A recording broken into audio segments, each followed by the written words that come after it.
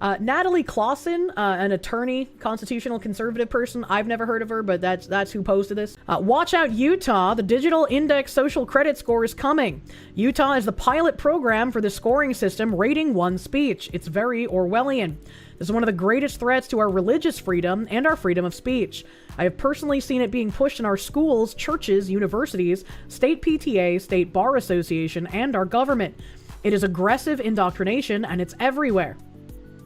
This is called the Dignity Index. Level 1 escalates from violent words to violent actions. It's a combination of feeling the other side is less than human and calling for or approving violence. And you know what I find interesting is there's only really one side doing that wholesale, and especially in positions of power, and that's the side that's not going to be punished under this.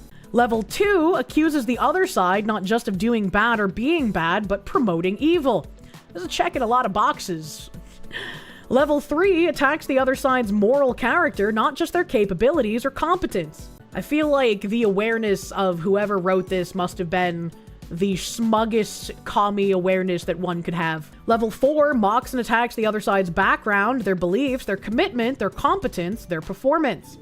Level 5 listens to the other side's point of view and respectively explains their own goals, views, and plans. Level 6 sees it as a welcome duty to work with the other side to find common ground and act on it. Level 7 wants to fully engage the other side, discussing the deepest disagreements they have to see what breakthroughs they can find. And Level 8, I can see myself as a part of every group. I refuse to hate anyone, and I offer dignity to everyone. She has another screenshot here that's the Utah Bar, August 12th, 2025. And it says, the litigation section and the Utah State Bar presents Civility Day, a CLE celebration of collaboration and courtesy in our practice. Date was August 12th, 2025, 8 a.m. to 3:30 p.m. And down here, you have the 9 a.m. to 10 a.m. block being the Dignity Index with a speaker named Tammy Pfeiffer. And there's another one, Utah Tech University here. The Urgency of Women's Leadership 2024. Unmute Yourself, Friday, November 8th, 2024. At the Utah Tech University, $30 tickets. We believe words have power. Speakers to include Tammy Pfeiffer of Dignity Index. Stephen Wade Auto Center, The Policy Project, The Dignity Index. Reserve your seat today. Utah State Bar, again, August 16th, 2024. The Women Lawyers of Utah and the Utah State Bar presents the Dignity Index, once again, October 16th, 2024, 9 a.m. to 10 a.m. Breakfast will be provided starting at 8:30. In this 1-hour hybrid CLE, Tammy Pfeiffer will discuss the Dignity Index, which scores distinct phrases along an 8-point scale from contempt to dignity. The Dignity Index team has scored selections from speeches, debates, fundraising outreach, social media posts, and campaign ads in an effort to explain how we each can measure and improve the way we talk to each other when we disagree. Tammy Pfeiffer is the Chief of Staff and VP External for Unite. Unite sounds very familiar. Unite sounds very familiar. Doesn't that... Wasn't Unite one of the, like, pet projects of, fuck. It was like some big marketing company. Wasn't it? Was it OMG? Was it the OMG Media Group that had Unite? We got a ticket from a chatter about this a while ago, eh? So here is what looks very similar to that weird index thing. This says Arla, strength comes from within. Can I ask why this whole thing is in some sort of Eastern European Russianic language? But then the bottom is in English, strength comes from within. That's kind of weird. That's kind of strange. But let me see what he translated it to here. Overhead text, use a few minutes to reflect on where you are on the scale and why you see yourself there. 4, I bully others and actively choose rude language. 3, I use language others find distasteful. 2, others may find my language distasteful or rude, but I'm trying to improve. 1, I stay quiet when others use language or behave in exclusive ways. 0, I describe myself and the words I use to be inclusive. 1, I tell others off when they use exclusive language and behavior. 2, I tell others off when using language unacceptable to me. 3, I tell others off when using unacceptable language against anyone. 4, I actively and constantly work on being inclusive in both language action and behavior, both at work and privately. Aria is a dairy brand? Why is a dairy brand on something like this? What the fuck? It's also tiresome. And this language is exactly what Bridge has been pushing. We have multiple videos that we have shown in the past on stream from both DEI After 5 interviews and Cheryl Daija herself saying that DEI needs to become the DNA of a company. It doesn't matter what your position at the company is, CEO, CFO, marketing manager, a fucking regular middle manager kind of person, desk jockey, janitor. It does not matter what your job is. You will be doing the DEI work, and it will become so ingrained in your everyday life. You will be bringing that DEI work home. If you haven't been watching me for a long time, you might not have seen this. So these are 2 clips from very early on when I was going through Bridge stuff. But let me play this one first. That Bridge is an acronym for belonging, representation, inclusion, diversity. The G is the gap in all of those things, and then the E is equity. And our mission is really about moving the narrative of DE&I away from philosophy to operationalizing inclusion as a business practice. So our North Star is that. Our North Star is not necessarily marketing per se, because we believe that inclusion needs to cross the entire organization, marketing included, but everywhere from organizational practices all the way to advocacy. And so the way that we come at it is that we look at the business practices. Our goal is really about operationalizing inclusion, as I said, as a business practice, not a philosophy anymore. Yeah. And to your point, Sasha, what that does is it removes the dependency of DE&I from an individual person or function, and it places it squarely on everyone in the organization, right? And so I can talk a little bit about a framework that we've created, but I'll let you, maybe ask other questions and then we can get there.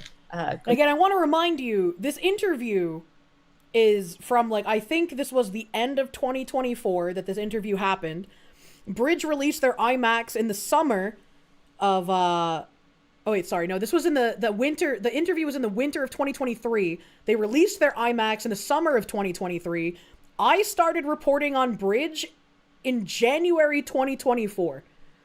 I have been screaming about this shit for 2 years now. No, I mean, I would love to hear this framework because you are speaking my language, right? I have always been one that said this needs to be a part of the DNA of the organization. That's right. If something happened to the one person that's responsible, it should not make everything else fall apart. And so one of the things that we're noticing right now is so many organizations are letting go or cutting back the resources or funds to their diversity and inclusion offices, their chief diversity officers, etc. And people are just like, okay, so if that's gone, what else do we do? And it's like, it should be part of your DNA. It should be part of your everyday operations, regardless of which department you're a part of. And it goes beyond your employees. That's right. How is it impacting the industry that you're a part of? How is it impacting your customers and clients? All of those things. And so, like I said, you're speaking my language. So, tell us a little bit about this framework, because I think, many of the people that listen to this show are, some are DEI practitioners, some are in HR or in culture teams, and some are just leaders, within their organizations that want to be more inclusive. And so if you could share that framework so people have an understanding of, okay, these are some things I need to be considering or thinking about. Yeah. So, okay. So we decided kind of early on when we we created Bridge, and it should be said that we're still a young organization. We're not yet a toddler, but we're courageous, so we act like teenagers. And so very early on, I was connected. So I had worked in a past project with an incredible professor of marketing at Emory University, Dr. Omar Rodrigo Villa. And I was talking to him when I was creating. And we've shown quite a few resources that Omar Rodriguez Villa has participated in throughout the years, as he is one of like the researchers that Bridge relies on to push a lot of their stuff. Bridge, and I said, you know, Omar, what research can we do that will change the trajectory and start to allow people, everyone in every company, to understand that inclusion is the job of all and not the job of one. And so together we created a research program called Voices of Inclusion. And what we wanted to do was to understand what the business practices were that contribute to equities or inequities in the marketplace. We focused on the marketplace because clearly there would be dependencies on the workplace, and there's not a lot of research. You can just imagine the hassle they deliver upon your average workday. Well, that's the thing, right? They've been using the boiling frog. This has been going on for years.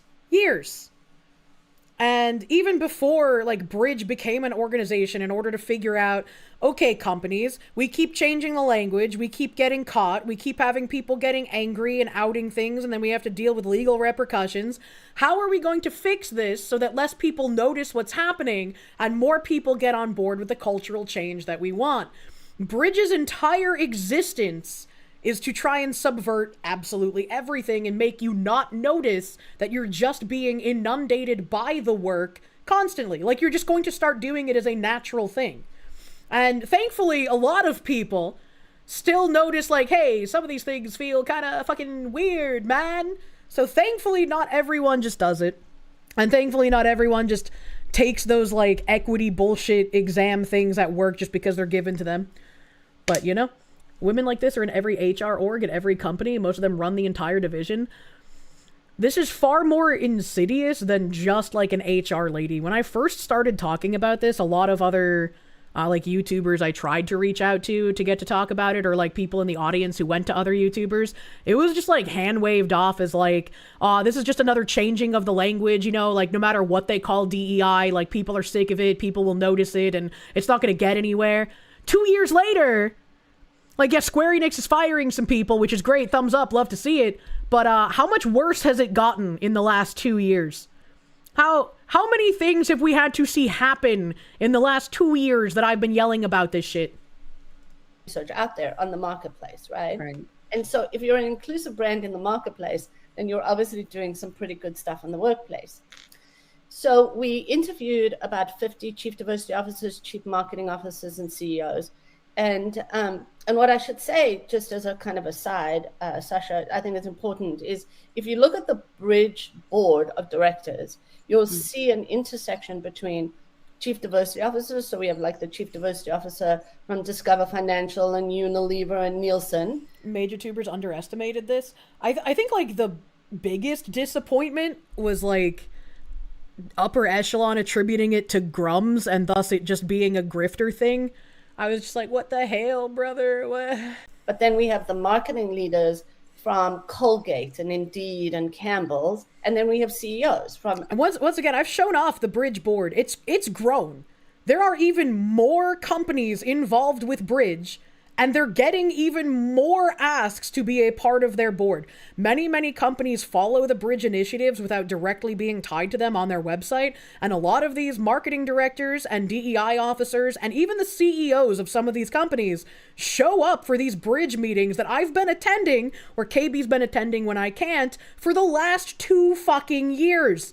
It's insane how many people, how many companies are involved. And it's not people with no power, it's people with direct access in how to steer the company. A number of different companies. Because we believe, again, this is kind of acting out on our mission, is that the change needs to happen at that intersection of DE&I, marketing and business. So, and I'm not talking too much during these videos because again, I've played them like multiple times on stream. So this is just like to kind of cap off that last weird DEI segment for people who are maybe a bit newer to like the Bridge deep dives that I've been doing. And I would very much like to do on this upcoming week because I feel like it's been way too long since I've gotten into what the fuck Bridge is doing, and I'm still the only person looking into them, unfortunately. This is the equity equation. This lady started selling her services as a speaker and like inspirational whatever the fuck the beginning of this year. And this lady on the side is a teacher at Northeastern University. Let me see if I say it here. I do not, but I'm pretty sure it was Northeastern University that she was a teacher at. Mhm. I find it to be much more beneficial if somebody's living that in their, whether they're at home or not at home, but when they are in their world, because actually work would benefit, right? So what we do during the day, I hope is beneficial, and I certainly believe in the value of that work. I also think, like, if people go either turn off their computer or return home or air in their communities and nothing's really changed, then that's where it's this, well, it's great that we do it between these windows or within this context, but have we really created the social or cultural or community shifts that ultimately, I believe, will benefit the broader society and world and community? And that's where I think, like, good. How can this be for the greater good? Shut it! There's sort of this, almost like this, we rub close to it, but we just can't get there. Yeah. And so when you think about it, like, if for any of us who live the work, which can be problematic as well, because then when are you taking, rest or care? But also, like, when you're living the work, you're engaged in it in all aspects of your life, not just at work. So I don't know if that helps kind of make some of the distinctions a little. Absolutely. I mean, the word that came to me as you were speaking was embodied, right? Where it goes beyond just checking the box of, I went to this DEI training, checking the boxes to how are you embodying, what you are learning and experiencing, and what does that look like outside of this place that is going to compensate you for this work, right? How are you checking the folks that are at your dinner table, Right, or in your homes or communities, like outside of this work? The mass surveillance system could be very scary, right? And there's probably even more accountability outside of the workplace than there is inside of work. And so that's the word that just came to me as you were talking. And it's funny because I was listening to, or I was kind of flipping through TikTok this morning. Like, I didn't have other stuff to do, but was doing that and fell down that rabbit hole. And it was just one guy who talked about, a white guy that was talking about being a keynote speaker at this event. And he was sitting at a dinner table, like, kind of the networking thing. And someone started, one of the leaders, another white male, started to tell a joke that he's like, I can immediately tell it was going to have racial undertones. And the punchline was going to be a Black person, right? He was like, I can immediately sense that and tell that. And he's like, I have a decision to make in this moment. Do I kind of ignore it and, halfway laugh at it, or do I stop it? And he was like, that was probably one of the most difficult decisions, to make, because now you're risking your social capital in order to speak up. And he's like, you may lose friends, you may, all of those things, but you risk your social capital to have the same opinion everyone in a position of power has. Woo, gee. Embodying the work, right? I'm here as a keynote speaker to talk about, how white men show up in diversity and inclusion. This happens. What do I do? Yeah. Right. And so it just kind of made me think about, what you were saying. It's not just checking the box to say, I know the knowledge. It's how do I action this every single day in and out of work? Right. So that, I think that's just a beautiful way for us to, or, well, I can't even say beautiful way. I think that it's the evolution, going back to what you said earlier, an evolution of where we need to go at, what organizations need to do, right? It's not just checking that box, but how does this look day to day? Yeah. I have to ask, what did he do? Did he say? He said he spoke up. Oh, good. Yeah. So that's where when you live into it, and the first time is probably, I'm sure if that happened to be the first time for that person, it can feel disorienting or uncomfortable, maybe even empowering and uplifting. And then figuring out ways to just live that way all the time. And again, we're all going to mess up. That people are always like obsessed with the perfection, and it's like, look, it's not about the perfection, but it is about a commitment, and that commitment is unwavering. And we're going to learn every day about a new community or a new group or a new set of language or whatever it is that we need to do better, and just keeping that open mind and perspective to saying like, well, how we've done it is not the way we're likely going to be doing it the rest of our lives. And I mean, so it's nobody, I don't think anybody has ever said this work was easy, that I'm aware of. Or if they did, they're not doing the work. They're not doing the work. Yeah. Unfortunately. Right. And they're not living it. And again, not from the perspective of one shouldn't have, So I thought these were very relevant to that shit that they're reading now. And again, I didn't want to talk too much because we've gone over these multiple times on stream, so it's kind of like just showing people who are maybe newer here. I haven't been doing as much bridge stuff recently. Forgot how painful it is to listen to. It is painful. Like, your eyes really want to glaze over.